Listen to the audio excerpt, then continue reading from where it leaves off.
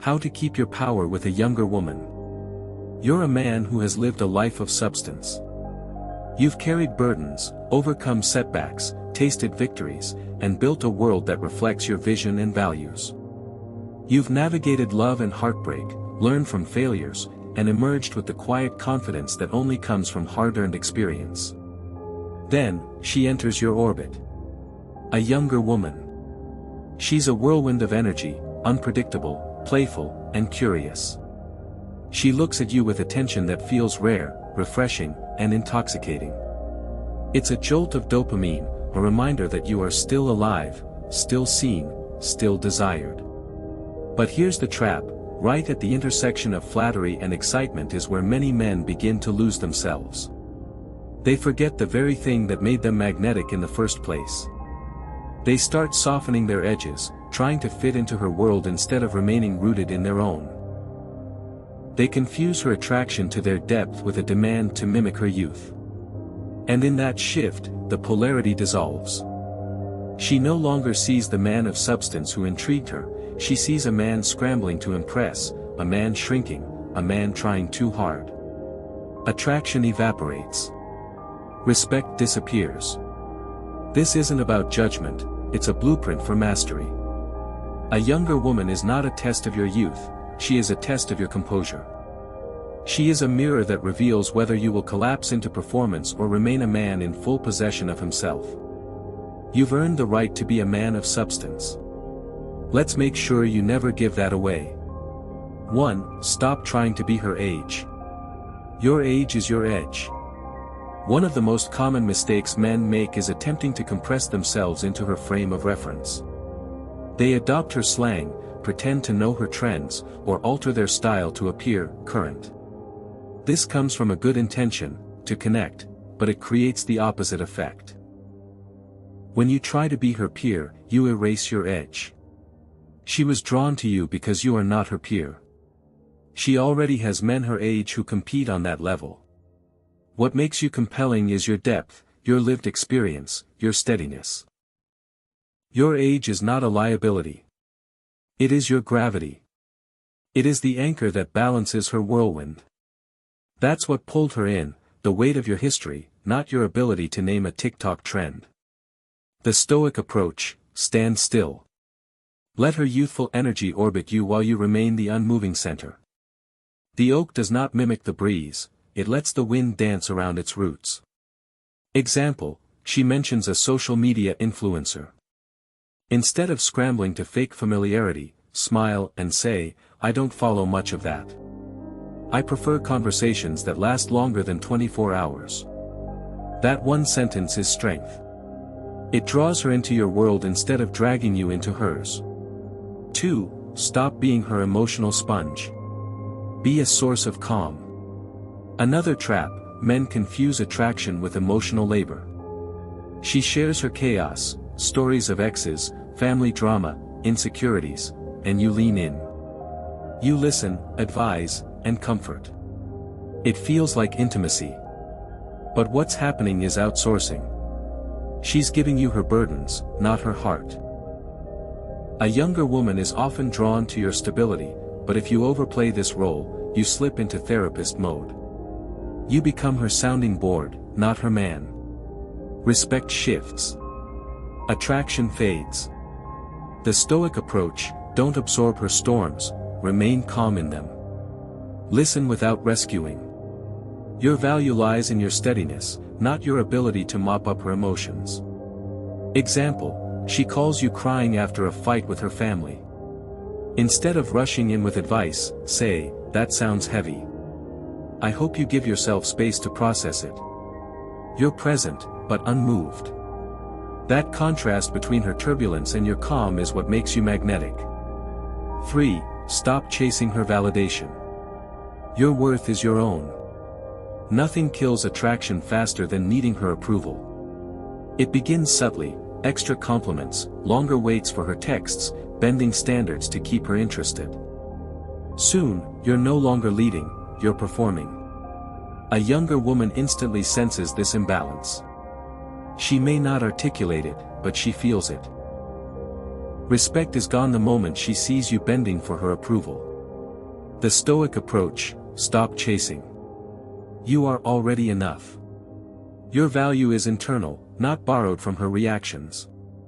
When you stand firm in your self-worth, she doesn't have control over you, she has curiosity about you. Example: instead of overpraising her or anxiously waiting for replies, send one grounded message and move on. Let her feel that your world doesn't revolve around her validation. That's what earns respect. 4. Stop trying to impress. Start leading. The shift from leader to performer is subtle but deadly. The moment you live to impress, you've made her the judge and yourself the contestant. You've surrendered the frame. Leadership is not control, it's direction. It's being the compass, not the follower. Women crave this, not because they are weak, but because your steadiness gives them the freedom to relax. The Stoic approach: lead with certainty, not arrogance. Say, "We're going here," not, "What do you want to do?" It's not about ignoring her input, it's about holding the frame so she doesn't have to. 5. Stop projecting fantasies. Start observing reality. Men fall hardest when they fall into fantasies. You meet her and instantly imagine a future, dates, trips, even marriage. In that haze, you stop seeing her clearly.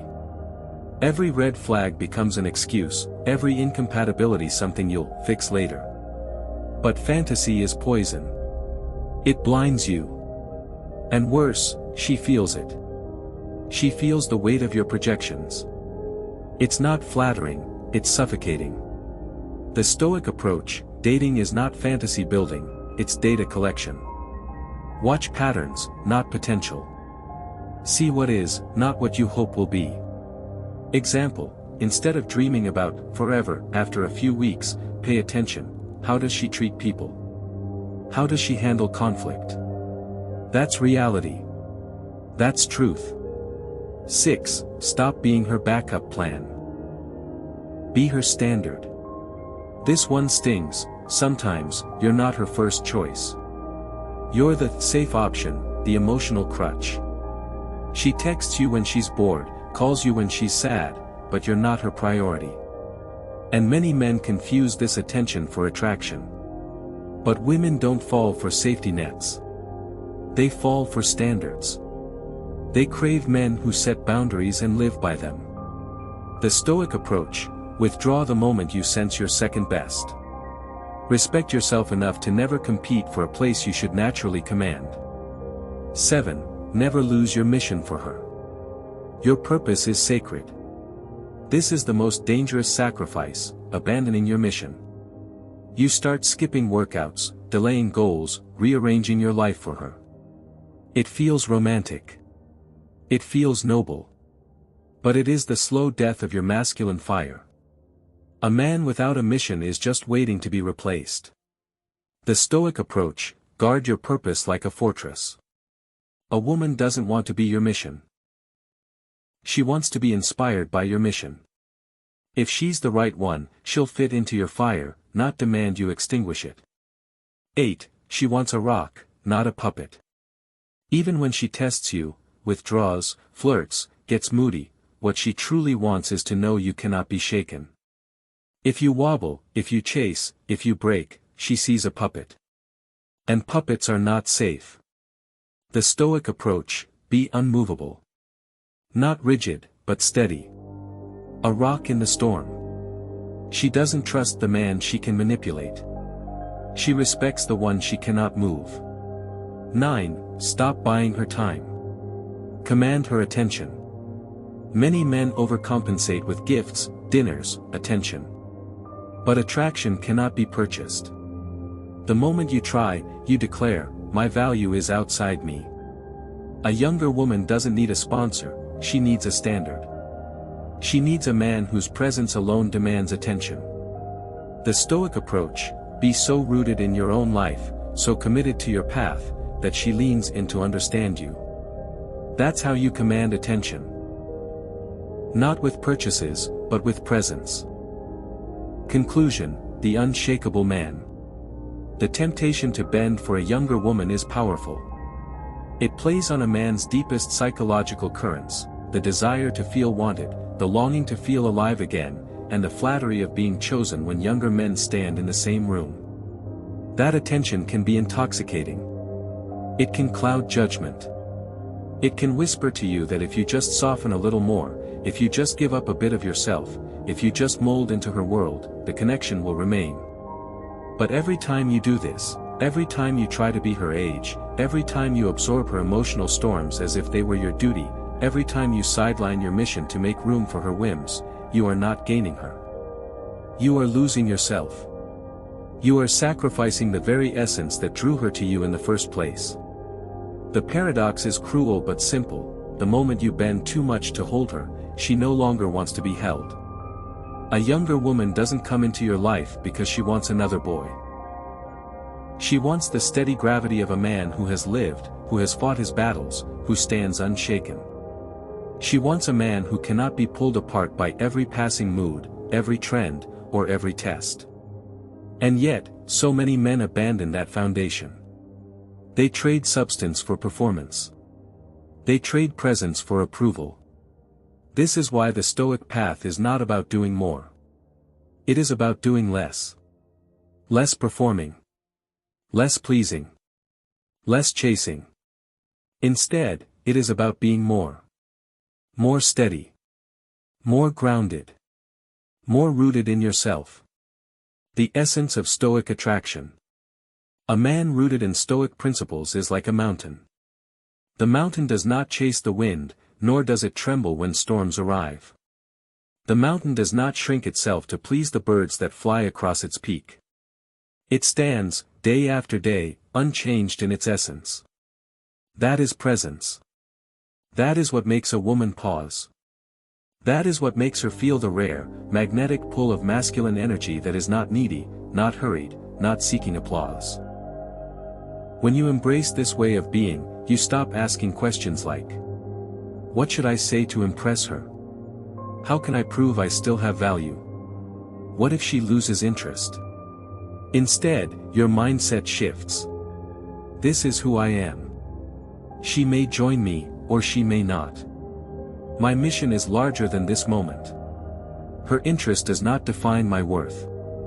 This is not arrogance. It is alignment. It is the refusal to live in her orbit when you already have your own. Presence over performance. Most men make the mistake of performing. They believe attraction is a play, and she is the judge. They think if they act young enough, generous enough, agreeable enough, she will stay. But performance is transparent. It reeks of insecurity. What she craves is presence. A man who does not waver. A man who says little but means it all. A man whose no cannot be shaken by her pout, and whose yes is not a performance but a choice aligned with his principles. Presence means you could sit in silence and still command the room. It means you don't need to buy her attention or chase her moods. You simply are, and that is enough. The silent power of self-containment. The unshakable man is self-contained. His happiness is not outsourced to a woman's approval, nor is his peace disturbed by her emotional chaos. This doesn't mean he is cold, indifferent, or detached from intimacy. It means his identity is not dependent on it. When she cries, he listens but does not drown. When she tests, he notices but does not collapse. When she flirts with uncertainty, he remains certain of himself. This is the kind of man who radiates a rare signal: I do not need you, but I may choose you. That signal is irresistible. It is not a game, it is the truth. The mission above all. Every man must wrestle with one central question: what is my mission? Without a mission, a man drifts. He becomes reactive. He begins to live for her texts, her attention, her presence. And when she withdraws, he collapses, because his purpose was never larger than her. But the man with a mission is different. His mission is sacred. It is the North Star that keeps him steady. It is the reason he rises, the reason he disciplines himself, the reason he keeps building when others stop. Women may walk into his life. Some may leave. But the mission remains. And paradoxically, this unwavering devotion to purpose makes him more magnetic than any performance could. She feels it. She senses she is entering the orbit of something greater than herself. The rock and the storm. Every woman tests. This is not manipulation, it is instinct. She needs to know if the man she is with is solid or brittle. She will shake the walls to see if they hold. She will stir the waters to see if he sinks. Most men mistake these tests as attacks, and they either fight back with aggression or crumble into compliance. Both are failures. The Stoic man sees the test for what it is. Proof of her search for stability. He does not fight the storm, nor does he drown in it. He becomes the rock. And the storm always passes. She may not say it in words, but what she wants to feel deep in her bones is, I cannot move him. And because I cannot move him, I can finally rest. The death of dignity. Every time you abandon your mission, bend your boundaries, or scramble for approval, you experience a subtle death. It is not visible at first. But inside, you know. You feel the hollowness of compromise. You know when you've laughed too hard at something you don't respect. You know when you've softened your voice just to avoid her disapproval. You know when you've skipped your discipline for the comfort of her attention. These moments compound. They chip away at your dignity until one day, she looks at you, and the spark is gone. Not because she changed, but because you did. Choosing substance over seduction. You must decide what kind of man you want to be. Do you want to be a man who constantly adjusts to the expectations of others? Or do you want to be a man who remains whole, no matter who comes and goes? The Stoic does not choose seduction over substance. He chooses to live aligned with his principles, and in that alignment, he becomes magnetic without effort. The paradox of power. Here lies the paradox: the less you chase, the more she follows. The less you perform, the more she invests. The less you bend, the more she respects. Power in relationships is not about domination or control. It is about composure. It is about knowing that no matter what happens, you do not betray yourself.